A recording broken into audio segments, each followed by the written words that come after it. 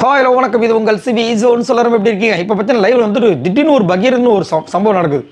கமருது மறுபடியும் வந்துட்டு விஜய் பார்த்துட்டு வந்துட்டு சாரி சில்லா இருக்கேன்னு கேட்குறாரு. இந்த வினோத்தும் சாண்ட்ரா வச்சு ஓட போட்டாங்க. என்ன நினச்சிட்டு இருக்கேன்னு ஸோ அதை பற்றி பார்க்கலாம். அதுக்கு முன்னாடி பார்க்குற எல்லாருமே நம்மளோட சேனலை சப்ஸ்கிரைப் பண்ணிட்டு பாருங்கள், லைக் பண்ணுங்கள், கமெண்ட் பண்ணுங்கள், ஷேர் பண்ணுங்கள். இப்போ வாங்க அந்த வீடியோக்குள்ள போகலாம். ஸோ கொஞ்ச நேரத்துக்கு முன்னாடி கிட்டத்தட்ட 1 மணி நேரம் 2 மணி நேரமாக ஒரு பெரிய சண்டை நடக்குது. அந்த சண்டேயில் வந்துட்டு விஜய் பார்வதி எவ்வளவுக்கு எவ்வளோ கீழ்த்தனமாக பேச முடியுமோ அவ்வளோ விஷயங்கள் பேசிட்டாரு. வார்த்தைகள் ரொம்ப கேவலமாக அங்கே இருக்கிற ஹவுஸ்மேட்ஸ் எல்லாமே கத்துற அளவுக்கு வார்த்தைகள் யூஸ் பண்ணிட்டாரு.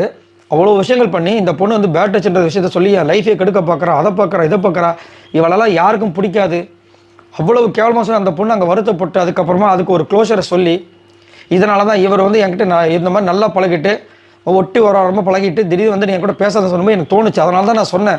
அதையும் வந்துட்டு நான் சொல்லிட்டேன். வெளியில் வந்து இன்டர்வியூ நான் கொடுக்குறேன்டா உனக்காக, அந்த முழு பிளேமையும் நான் எடுத்துக்கிறேன்னு சொல்லிட்டேன். ஒரு வாட்டியும் சொல்லிட்டேன்னு சாண்ட்ரா அவங்க சொல்லிட்டாங்க.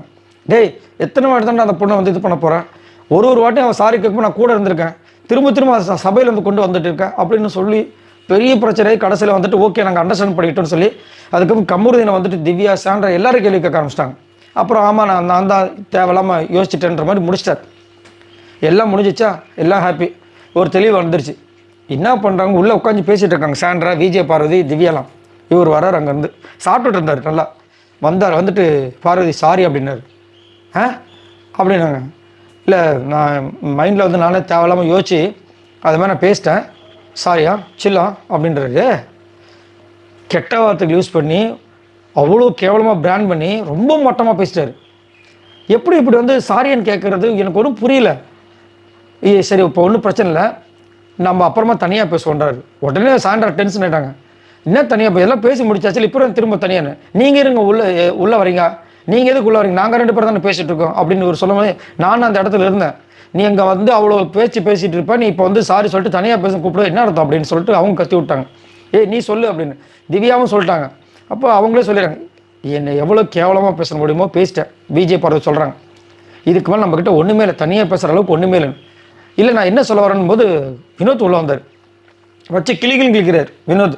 ஏன்டா அப்படி பண்ணுறேன், அந்த சபைக்கு அந்த பொண்ணோட எடுத்து வந்துச்சு பிரச்சனையை நீ தானே எடுத்து வந்த, அந்த பிரச்சனையை எடுத்து வந்து நீ அந்த பிரச்சனையை ஊதி பெருசாக்கினது நீ, சண்டை போட்டு இப்போ எல்லாம் முடிஞ்சிச்சு, இப்போ எதுக்கு நீ அந்த பொண்ணுக்கு தனியாக பேச நான் சொல்கிறேன்.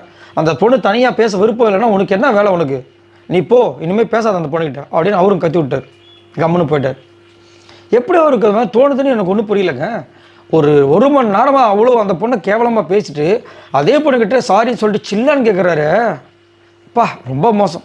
இந்த மாதிரி ஒரு பர்சன் நான் சத்தியமாக பார்த்ததே கிடையாது. ஏன்னா ஒரு கில்ட்டினஸ் இருக்கும்ல, சைலண்ட்டாக இருந்தால் கூட அவங்க வந்து யோசிப்பாங்க, அவன் நம்மகிட்ட பேசுவானா, சரி நம்ம தெரியாமல் பண்ணியிருப்பான் அப்படின்னு. அடுத்த நிமிஷமே வந்துட்டு நீங்கள் எல்லாம் குத்துறதெல்லாம் குத்திடுவீங்க, காயப்படுத்துறீங்க. வந்து நீங்கள் சாரி சொன்னோடனே நாங்கள் மூஞ்சை சிரிச்சா வச்சு உங்களை வரவேற்கணும். என்ன இது இழிச்சு வேணா இப்போ விஜய் பார்வதி நினைப்பாங்க. சரி, இதை பற்றி உங்களோட கருத்துக்களை சொல்லுங்கள். பாய் நண்பரில்.